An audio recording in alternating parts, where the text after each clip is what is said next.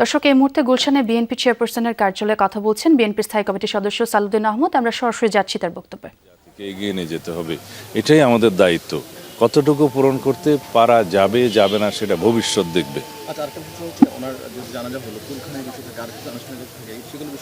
সেগুলো বিষয় নিয়ে আমরা এখনো বসিনি। এগুলো আনুষ্ঠানিকতা, আচার আচরণ যেভাবে করতে হয় আমরা সেভাবে বিবেচনা করব।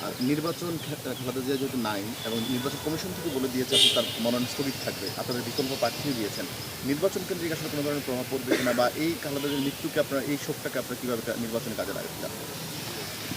আমরা সত্যিকার অর্থে দেশনেত্রী বেগম খালেদা জিয়ার শোককে শক্তিতে পরিণত করতে চাই, কিন্তু এটা দলীয় ভিত্তিতে নির্বাচনের কাজে আমরা ব্যবহার করার মতো এত সংকীর্ণ আমরা নই।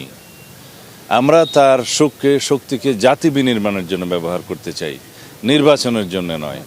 তার মনোনয়নের ক্ষেত্রে যেহেতু তিনি ফিজিক্যালি আর নেই, সেজন্য আইনের ভিত্তিতে জেনারেল ক্লজেস অ্যাক্ট অনুসারে তার কোনো লিগ্যাল এন্টিটি নাই। সেই হিসেবে তার মনোনয়ন এমনিতেই বাতিল ঘোষণা করা হবে।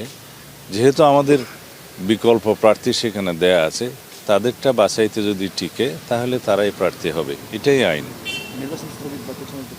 না, কোনো আইনি সুযোগ নেই, নির্বাচন পিছনে কোনো আইনি সুযোগ নেই। বাছাইয়ের পরে এবং প্রতীক বরাদ্দের পরে যদি সেটা হতো, সেই ক্ষেত্রে আইনগত জটিলতার কারণে স্থগিত হতো। এখন সেই পরিস্থিতি নাই, যেহেতু বাছাইয়ের আগেই তিনি নেই। তার আইনগত যেটা বলা হয় লিগ্যাল এন্টিটি হিসেবে যেহেতু তিনি এক্সিস্ট করেন না, সেই জন্য তার মনোনয়নপত্রটা বাছাইতেই টিকবে না। সেই ক্ষেত্রে বিকল্প যে প্রার্থী দেওয়া হয়েছে তাদেরটা যদি বাছাইতে টিকে তারাই প্রার্থী। তারেক রহমান কেমন আছেন এখন?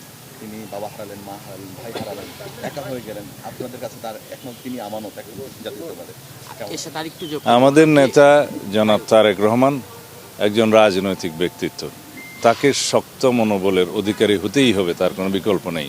যত সুখী হোক, জাতির স্বার্থে তাকে শক্ত থাকতে হবে। ভাই, ওনার কি কোনো কর্মসূচি আছে কিনা এই মুহূর্তে কথা বলছিলেন বিএনপি